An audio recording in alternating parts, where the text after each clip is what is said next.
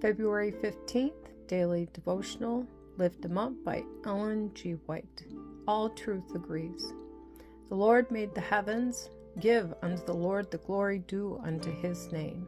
1 Chronicles chapter 16, verses 26 through 29. There are men who think they have made wonderful discoveries in science.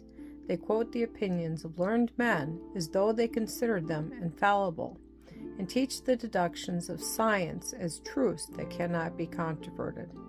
And the Word of God, which is given as a lamp to the feet of the world-weary traveler, is judged by this standard and pronounced wanting. The scientific research in which these men have indulged has proved a snare to them. It has clouded their minds, and they have drifted into skepticism.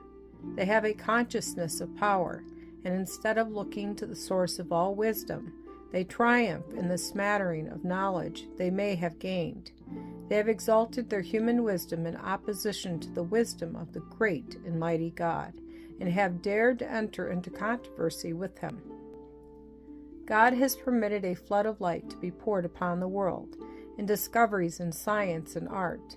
But when professedly scientific men lecture and write upon these subjects from merely a human standpoint, they will assuredly come to wrong conclusions.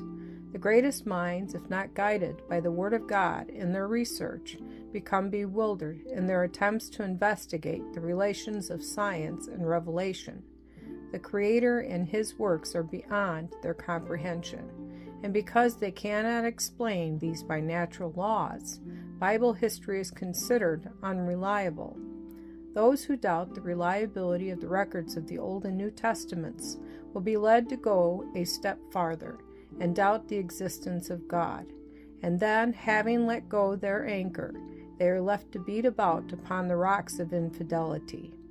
Moses wrote under the guidance of the Spirit of God, and a correct theory of geology will never claim discoveries that cannot be reconciled with his statements. The idea that many stumble over, that God did not create matter when he brought the world into existence, limits the power of the Holy One of Israel.